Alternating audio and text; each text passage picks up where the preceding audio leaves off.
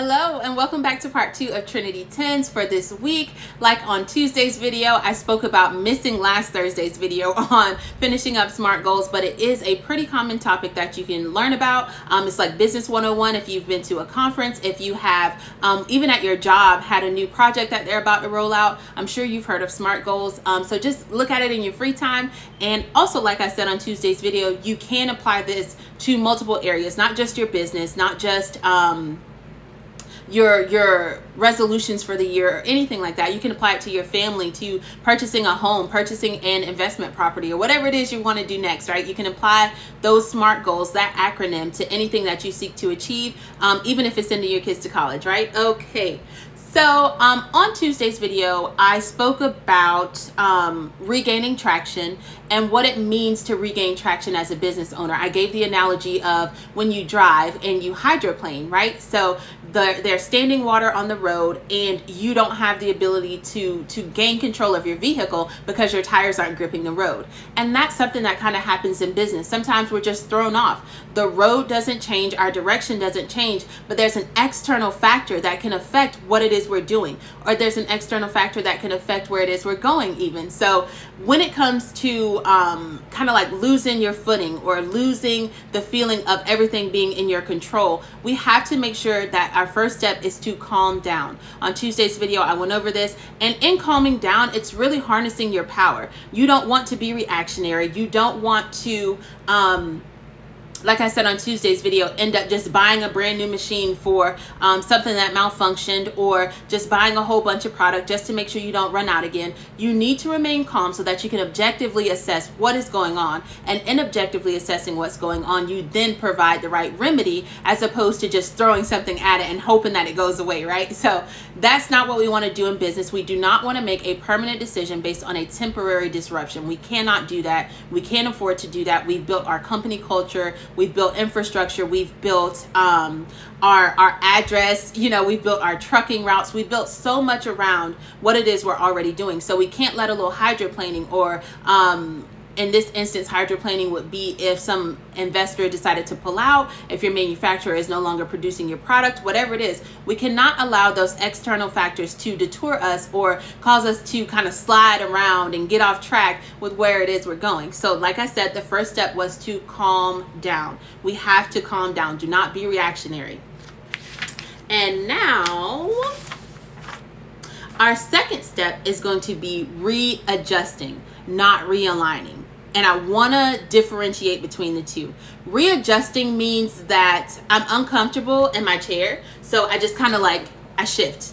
I don't, nothing really happened. Like I'm still making my video, I'm still speaking, I still have my topic, but I've just readjusted for comfort, or I've readjusted to remedy something that occurred while I'm making my video. So that's what I mean by readjusting. But if I realigned, that means I'm going to move my desk, I'm going to change my clothes, I'm going to change my hair, I'm going to turn this video off, delete it, do a whole new one, right?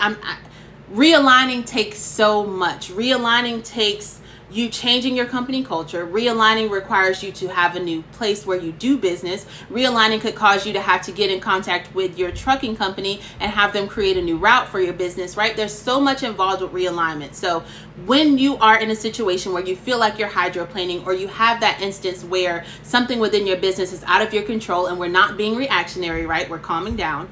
And you just feel like everything is just in disarray, like utter disarray. You can't grasp it. You can't get your head around it.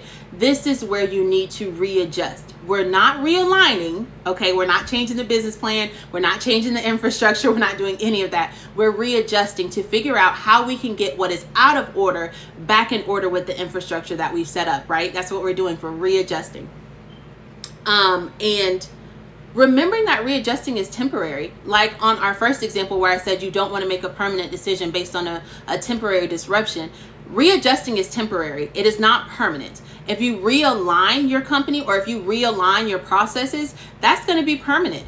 and it's going to be permanent until you change it again. But with a business and with having employees, you cannot continue to change processes. You cannot continue to change flows, because what will happen is you won't get the results you're seeking because they don't believe it's going to stay the same. They don't have time to work up to the standards that you're putting in place just for another standard to come again. And then they're like, okay, well, what's the point? You know, I can't achieve it. I can't overachieve it. They're talking to me about numbers, but by the time I get my numbers, they change it all over again, right? You're going to frustrate your employees by realigning. So don't make the permanent decision to realign when all you need to do is temporarily readjust to deal with the chaos that you're dealing with at this current moment, with this current situation, and just address that. Just readjust for that moment, not your entire company. And when it comes to, you know, my analogy of the hydroplaning and regaining your traction on the road, and how the road is still the same, the direction is still the same. It's just you kind of have to, you know, figure out how to get yourself back in your normal mode. It's imperative to self-correct, and you can't self-correct without readjusting, right? So when I readjust, I realize I'm out of line with what I need to do. My infrastructure is off, right? My machine went down, so there's something wrong there. Now that I've readjusted, I realize that I need to keep a certain part on hand, or I need to kind of calm down production before we go on break so the machine can cool down while we're on break, or something like that, right? That's my readjustment. I've calmed down to see what's wrong. I've readjusted to where we're going to turn the machine off for break, and then now I'm going to self-correct. Self-correcting means I have the chance to dive into my infrastructure and see exactly where I can diagnose what caused me to hydroplane. I can diagnose what caused me to overbuy my product. I can diagnose the fact that my cycle count is off. I shouldn't cycle count in the middle of the month. I should cycle count at the end and place my orders at the beginning of the month, right? So there are things like that where you self-correct, you adjust, and this cannot be done had you not calmed down.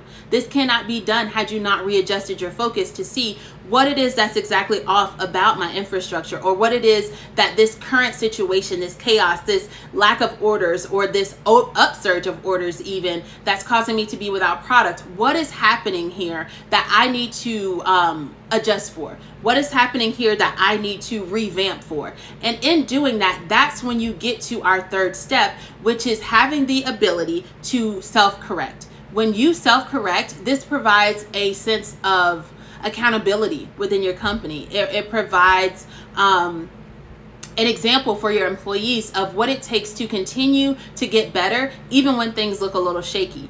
And your employees, honestly, are basically going to be going off of your infrastructure for the most part. They see the chaos, they see the disarray, but it doesn't quite impact them as much as it does you, who's the owner. It doesn't quite impact them as much as it does you, who's the CEO or executive or the supervisor or whomever, right? It doesn't impact them because they're not the ones who are going to have to update the system.